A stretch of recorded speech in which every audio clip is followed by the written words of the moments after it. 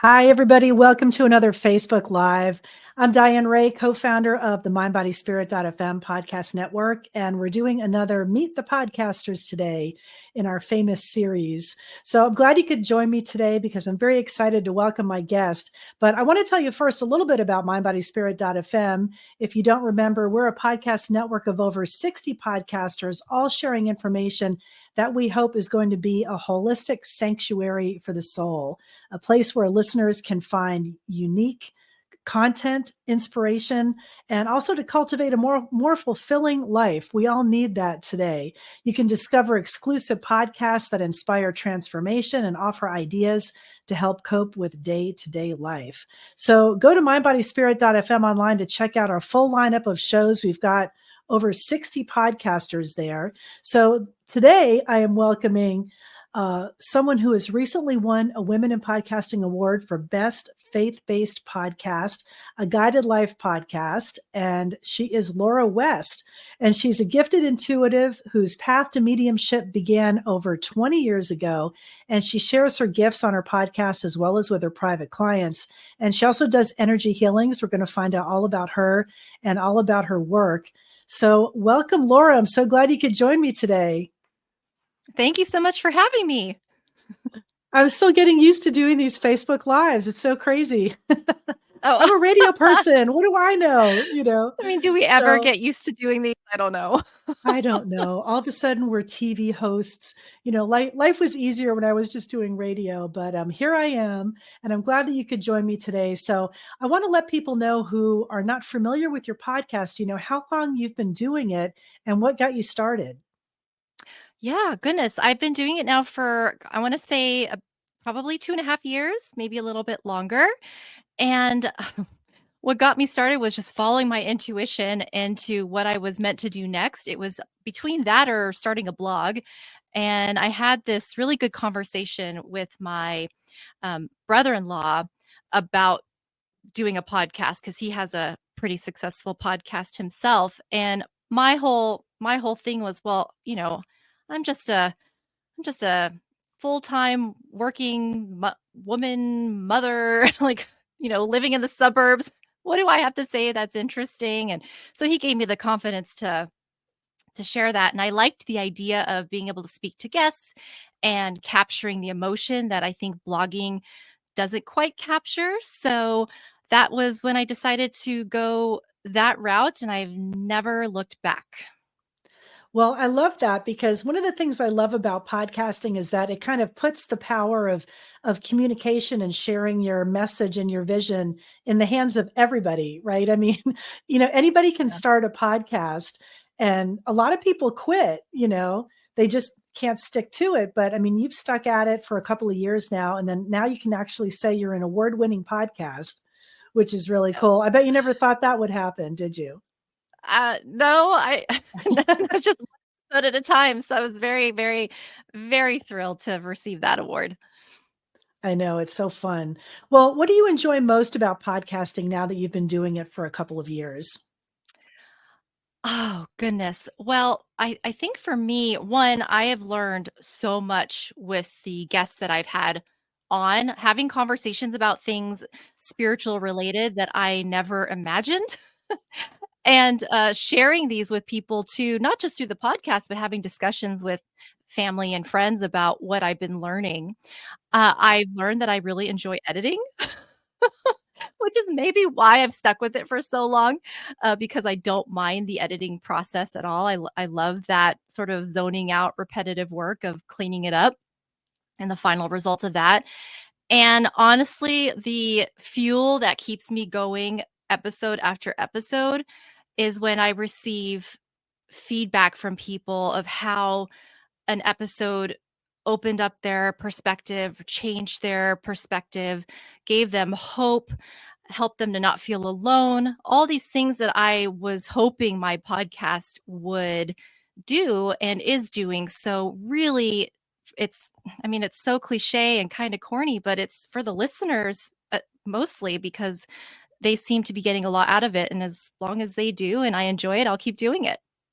It's so great to get that feedback, isn't it? And Yeah. listeners all over the world really can hear you, which is amazing. So you never know really who you're touching or who's really being impacted by what you're sharing or what you have to teach. But you and I are similar in that we're both, really interested in spirituality and kind of trying to make sense of the unknown. And I was reading on your website and you share, a little bit about your bio and about yourself. You come from kind of a I don't know if I'd say multicultural, but I guess that's true, a Yep. Christian and Jewish background, right? So Hmm. you're exposed to both, and then also started having spiritual, mediumship experiences when you were younger. So tell us a little bit about that. I mean, did you have both Christmas and Hanukkah growing up, or what was that like? That's a good question. So, growing up multi-religion, multicultural, so my mom's Korean, my dad is white, for lack of a better term. He's got Eastern European descent, so Jewish, and then my mom was raised Christian. So we would go to both church and synagogue, and I'd be surrounded by Koreans and non-Koreans all the time. And so I don't know, growing up, it felt really nice to be exposed to both. I love being able to share that I grew up with both. And my parents were very open-minded and very understanding in that they let my sister and I choose which direction we wanted to take our spirituality. And so I think having that permission, especially as a child, was important. It allowed me to explore it. It allowed me to share with them when I had experiences or when I found Sylvia Brown books. And I'm like, oh my gosh, what is this? I need to talk to somebody about this. I was so excited when I was a teenager. It allowed me to share when I had dream visitations from I had a dream visitation from Jesus, and then I would have a dream visitation from my spirit guides, and just all these things where I was able to share with them. And in doing so, it also helped me to realize how intuitive they both were. My dad would make comments. We would be watching X-Files together or Star Trek. He loves Star Trek. And he'd make comments at the dinner table before I even knew about reincarnation, before I even knew the possibility of parallel lives and all that good stuff and future lives and everything. And he would share that he felt like he was just born too soon. He's very technologically savvy. He's waiting for technology to catch up to where he thinks it needs to be, making comments like this at the dinner table. Or my mom talking to me or handing me books about Buddhist teachings, even though she was brought up, Christian. So just having that, I know I'm very, very lucky to have that exposure. It just really allowed me to explore and to nurture whatever experiences I started having at a young age to now, as far as Yes, you were meditation very or lucky. mediumship and stuff. Yes. Yeah, because I Yeah. hear from people or have heard the story of, they kind of tamped down those experiences or swept it under the rug and didn't want to share it with friends or family or anything because they thought they were crazy. But when you first told your parents, that you were having these experiences, and the one that you had mentioned on your site about your grandmother, was that your mother's mother or your father's mother? Father's mother. And so when you Yeah. had that experience, they were pretty open to that, or what was the reaction?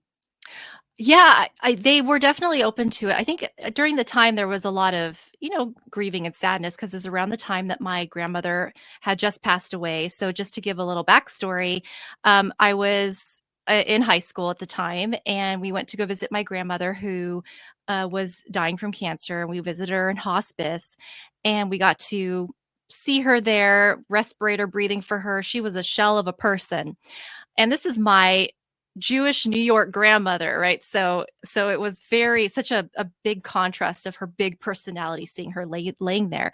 And then that night, after we drove to Arizona to go see them, that night I had a dream and I saw my grandmother come into my dream, and I said, "Grandma, you're all better." And she said, "Yes, I am."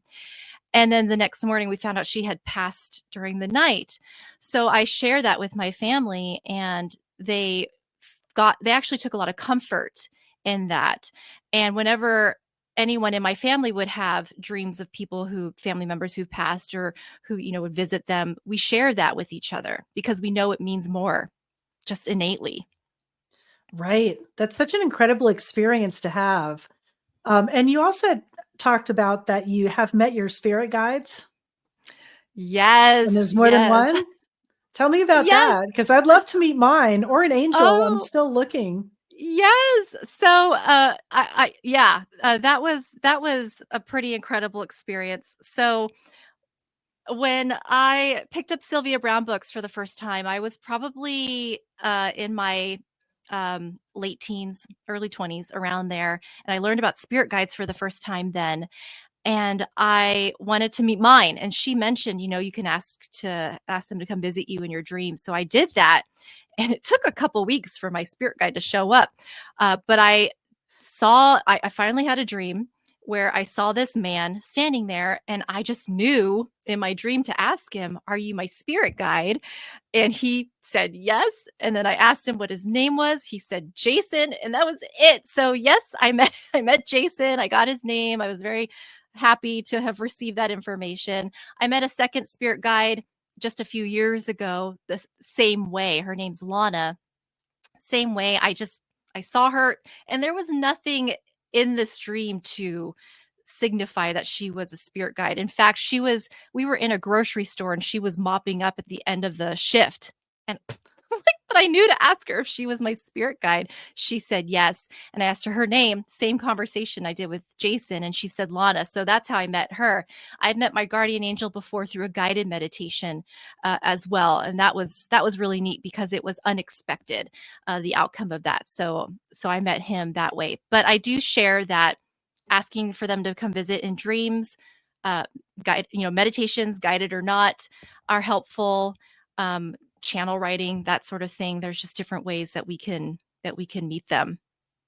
That's so true. I had this experience not too long ago where I did that, asking for my mother to come into a dream. I just said, "Oh, can you help me? Give me some information. What should I do?" I was asking for advice. And what happened in the dream was she kind of came in the dream, and it was like a scenario where we were in my old apartment and she was helping me. But that's kind of what she did, was that she would help me with things, and she was helping me unpack in this dream. And it wasn't really sharing an answer, but just letting me know that she was there and there to help was kind of the message. And I had never had that happen where I actually asked and then had, some confirmation. So it really does work, people. If you're thinking it doesn't work, if you're It listening to does. this, try it. It does. And it may take a couple of tries, because I had done it before and nothing happened. But just recently I had that experience. So, and it's so great when you can, remember it and you wake up, "Oh, wow, this happened." Yeah, yeah. I like to write it down right away too, because as you know, the day goes on, we forget little details. Yes. Yeah. And you also work with people individually, right? Or privately. Do you do coaching sessions or mediumship readings? Yeah, not coaching sessions, but I do mediumship readings. I have sort of put those on hold a little bit for now, but I do mediumship readings for people, whether they want to meet mostly it's to meet like their spirit guides. But I will say that family members who have passed love to come through too. So I really don't like to limit who I don't know, allow to come through. I've even had the goddess of astrology, didn't even know she existed, but Oh, wow. she came through. All right. Yeah. So I just, whoever, I leave it open. Well, loving energies, of course, but I leave it open. Yes. And when people ask you, if they say, "Oh, I really want to have a connection, with someone who passed, an ancestor or my grandmother or something," what would be a tip that you could tell them? Like, definitely ask before a dream. But are there other things that you do to kind of enhance having that connection? I do. I think one of the simplest ways is to remind people how intuitive they are. And so picking up on signs that our loved ones leave us. And how do you know it's a sign versus just a coin you found on the floor or something like that? Well, what is your first thought when you find that coin on the floor? Is your first thought, your grandmother who passed or your significant other who passed. And if there's that thought, then that's a sign from them that they're, communicating to you, most likely that they're just reminding you that they're there, and that they are still very much aware of everything that's going on. So to me, I feel like that's a really good step, is just to, when you come across something that could be a sign, or you see something, take note if the first thought that you have is your loved one. And if it is, then know that that is definitely a sign from them. Easy to second guess ourselves. Yeah, that's a good tip. I think a lot of times we talk ourselves out of it when we have an experience like that and just want to say, oh no, this can't be possible, when it is. So I think we want to discount those kinds of experiences. It's true. Do you think that, having some of these things happen to you from a young age and experiencing mediumship, do you think it's made you less afraid of the other side of death? Because people don't really like to talk about that. So I love that question. I feel like there's like the physical body me and then the spiritual body me. Spiritual body me, no, because I feel like when my time is here, it'll be so quick. It'll be like, oh, I died. Like that's it. I'm on the other side. I feel great. Physical body me though is like I want to make sure I don't die because I have my family. I've got things that I feel like I'm not finished with. So I think in a sense there is that human fear of death still, just because of my loved ones and everything that I feel like I still have to do here.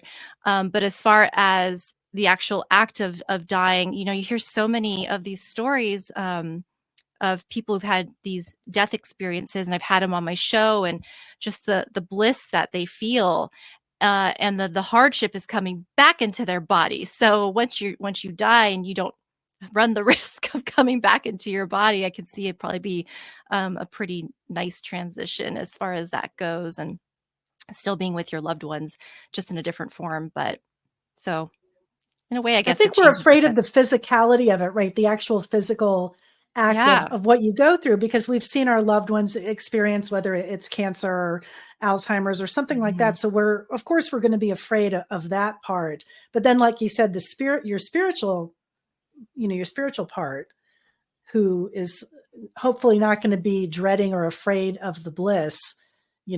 I think it's just like having the time between those two experiences be short. I heard this Yeah. one comedian, I don't know if you know Mark Maron, and he said he wanted his last words to be like, wait, what? Like that's kind of how I want it to happen. Like, wait, what? Did this happen? Oh, okay. Now I Like, oh, know where that's I it? am. Yeah. Yeah. I mean, we hope that time, in between those two things will be brief, but it's been Yeah. so cool to talk with you and introduce you to some people that may not be familiar with your podcast. So do you have any cool guests coming up, or maybe something you could share for people to look forward to? Yeah, I mean, I feel like I've had such a wide range of guests, and I have a wide range of guests coming as well. So there seems to be something for everybody. But I really love the stories of people who have been to the other side and can share those experiences. I learned things like the other side smells like carnations. I'm like, what? Like, that's so cool because that's tangible to us. So I really like that. So I think just the wide range, and what I love too is the back catalog of episodes are evergreen and still applicable even now. So there's a wide range. I've got nearly 200 episodes in at this point, so plenty to dabble in and binge listen to. Yeah, you've got a back catalog now. You I have do. archives. So people can go and check that out. And that's actually a good segue to let people know about our mindbodyspirit.fm app, because they can find your show on there, get the app for Apple or Android, download it, listen to, whatever they want, catch up on all your old shows. Also go to the website, mindbodyspirit.fm. You can find Laura and also find her on all your favorite podcast apps. She's everywhere: Apple, Spotify, iHeart, Pandora, you name it. So I hope people that have not heard you before definitely check it out. And if you get a chance, check out some of the other amazing podcasters that we have as well on the mindbodyspirit.fm podcast network.